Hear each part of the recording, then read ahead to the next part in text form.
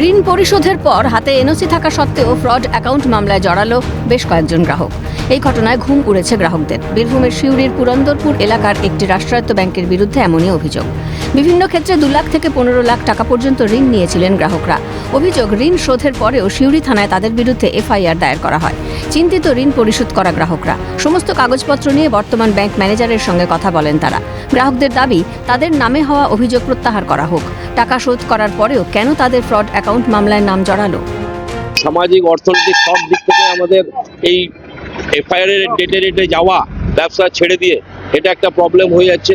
এইখানে এই যে লোনটা হয়েছে, তার যে এফআইআর হয়েছে, সেই এফআইআরটা উইথড্র করার জন্য আজকে শিলিগুড়ি জোনাল অফিস থেকে এক কর্মকর্তা এসছেন, কিন্তু তিনি আমাদের সঙ্গে দেখা না করেই সরকারি পয়সাতে উনি বিভিন্ন ব্রাঞ্চ ঘুরছেন। আমাদের মতন এই কাস্টমারদের উনি মিট করলেন না। আমার একটাই অনুরোধ যে আমি জানতে চাই ব্যাংক কর্তৃপক্ষের কাছে, বর্তমান ব্যাংক কর্তৃপক্ষ যে আছে তাকে জানতে চাই যে কবে নাগাদ আমাদের এই এফআইআর এর যে কেসটা স্টার্ট হয়েছে সেই কেসটা উইথড্র হবে।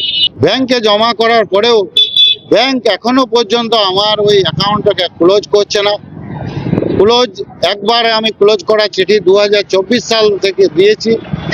24 সালের পরে এখন 25 সালে আমার কাছে আবার 1,20,000 টাকা চাই, যে ওই অ্যাকাউন্ট ক্লোজ করতে গেলে 1,20,000 দিতে হবে।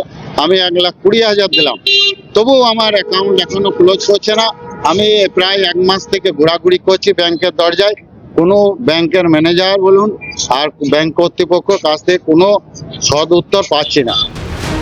যদিও বর্তমান ম্যানেজার তৎকালীন ম্যানেজারের বিরুদ্ধে দুর্নীতির অভিযোগ আনেন এবং বিভাগীয় তদন্ত চলছে বলে জানিয়েছেন তিনি। পাশাপাশি ঋণ পরিশোধ করা প্রকৃত গ্রাহকদের বিষয়টি তিনি দেখার আশ্বাস দেন। আগের কিছু ম্যানেজাররা কিছু টাকার নয়-ছয় করেন এবং তার জন্য আমাদের ইন্টারনাল ইনভেস্টিগেশনও ব্রাঞ্চ থেকে করা হচ্ছে। আমাদের ঊর্ধ্বতন কর্তৃপক্ষ জোনাল অফিস শিলিগুড়িতে আমরা অলরেডি চিঠি করেছি এবং ঊর্ধ্বতন আধিকারিকের সাথেও অনেকবার কথা বলেছি যাতে আমাদের ওনার এনওসি দেওয়া হোক এবং এফআইআরটা যাতে তোলা হোক। কিন্তু করার পরেও ওনারা অনেকদিন ধরে সময় নিচ্ছে, তার জন্য আজকে ওনারা খুবই ক্ষিপ্ত। এবং আজকে আমাদের জোনাল অফিস থেকে একজন স্যার এসেছিলেন, তো তিনিও ব্যাপারটা দেখেছেন, কিন্তু সদুত্তর পাননি বলে ওনারা আমাদের আজকে ব্রাঞ্চে এসছেন। কি করে এ ধরনের ঘটনা ঘটলো আতান্তরে গ্রাহকরা?